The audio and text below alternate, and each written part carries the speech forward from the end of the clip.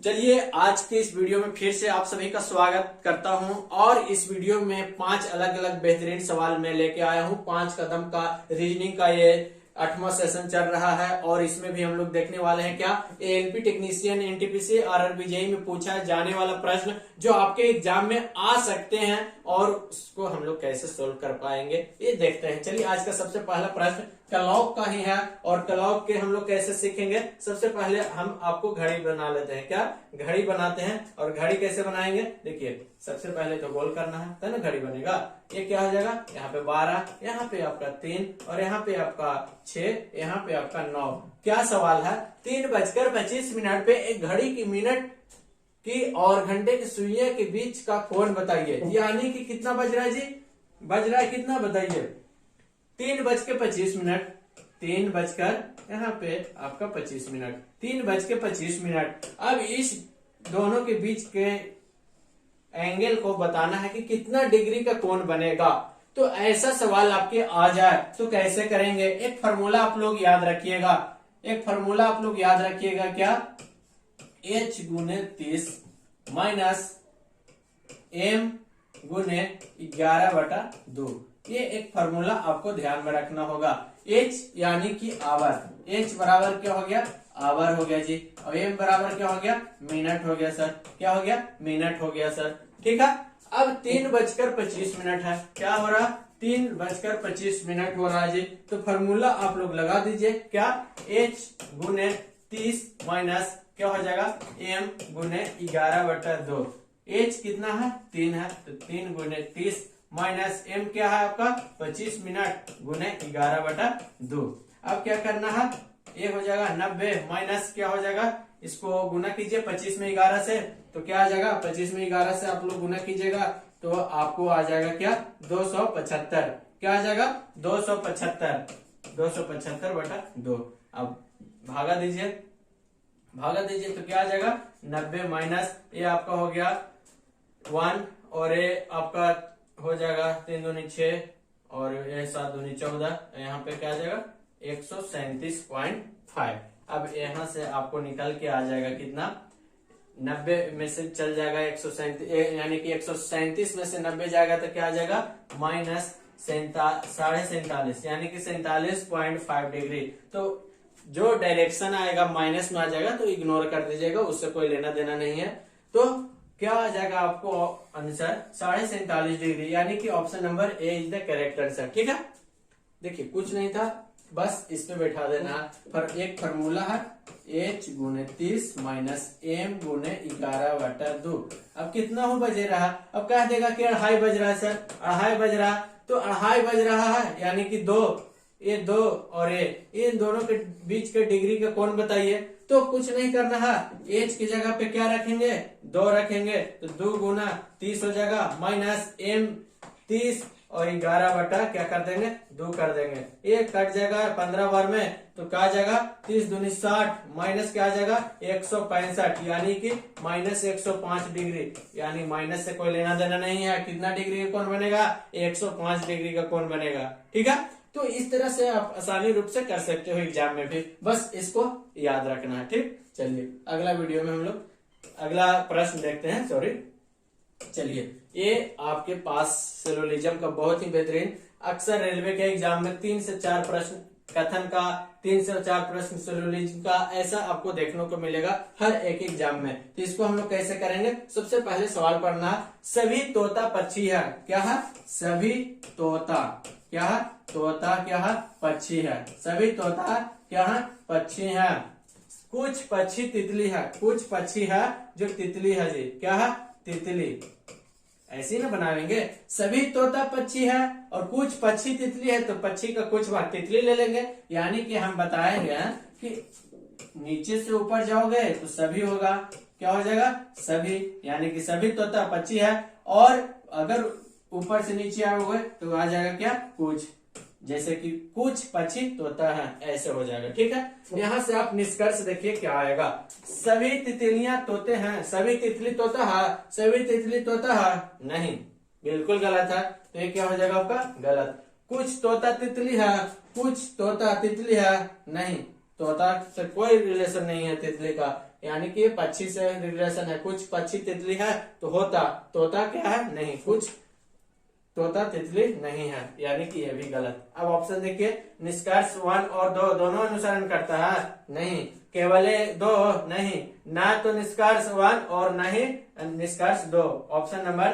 3 is the correct answer, यानी कि कौन हो जाएगा ऑप्शन, ना एक निष्कर्ष सही है न दूसरा निष्कर्ष सही है, न तो एक और न ही 2। ठीक है, तो इस तरह से हम लोग, ऐसा सवाल आएगा तो इस तरह से हम लोग करेंगे। बस बनाने का तरीका सीखिए, बाकी आपको एग्जाम में नो डाउट आप इजीली रूप से कर पाओगे। ठीक है, अगला प्रश्न आपके सामने फिर से डायरेक्शन का ये रहा।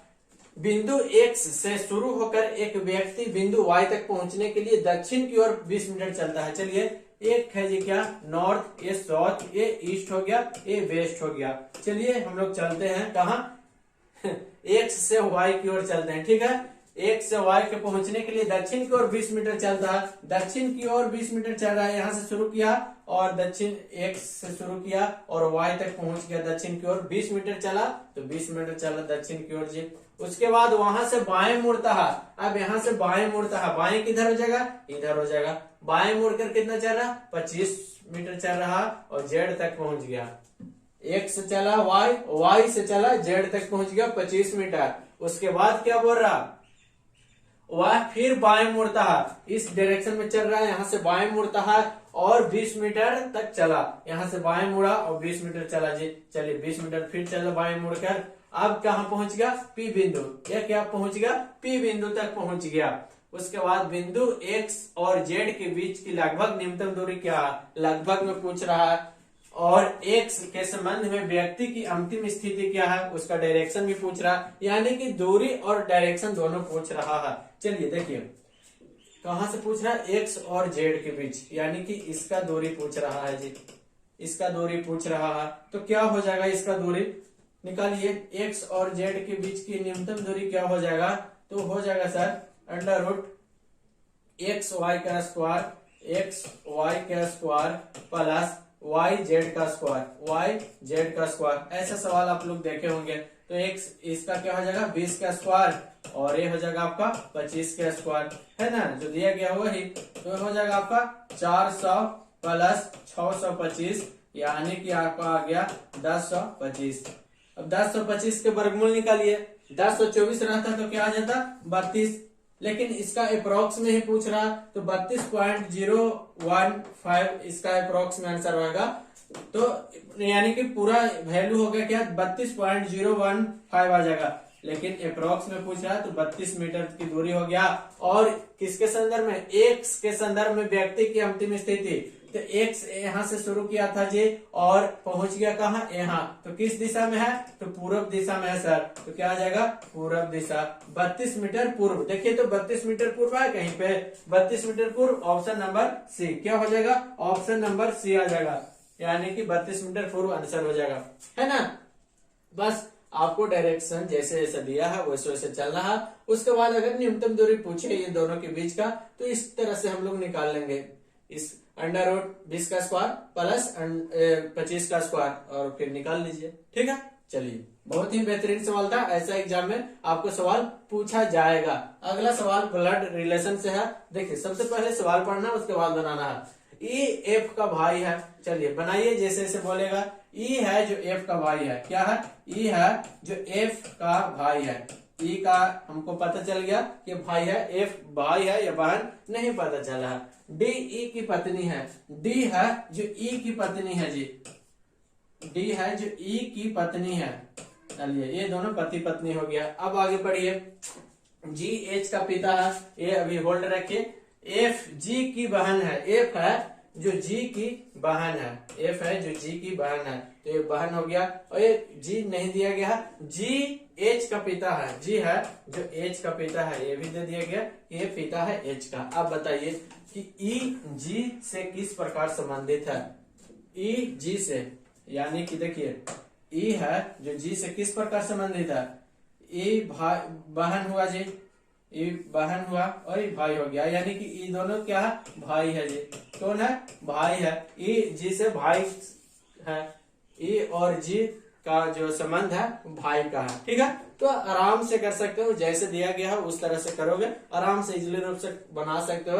कॉन्सेप्ट को समझना है किस तरह से सर बना रहा है, उसी तरह से अगर आपको सेट में मिल रहा है या फिर कोई बुक अगर प्रिपेयर करते हैं तो बुक्स को आप फॉलो कीजिए और उससे बनाने का प्रयास कीजिए। यहाँ समझिए कॉन्सेप्ट और वहां आप सेट लगाइए, बनाइए। ठीक, अगला प्रश्न आपके सामने ये रहा और ये है आपका मैथमेटिकल ऑपरेशन से बोल रहा है दिए गए समीकरण को सही बनाने के लिए किन दो संख्याओं को आपस में बदल देना चाहिए ताकि समीकरण क्या आ जाए, बराबर आ जाए। कौन दो को हमको बदलना चाहिए? देखिए तो सबसे पहले क्या करेंगे हम लोग, ऑप्शन से ही चलेंगे और कोई उपाय ही नहीं है। देखिए पहले 6 और 16 को चेक करते हैं, इसको दोनों को बदल के देखते हैं क्या सही आता है।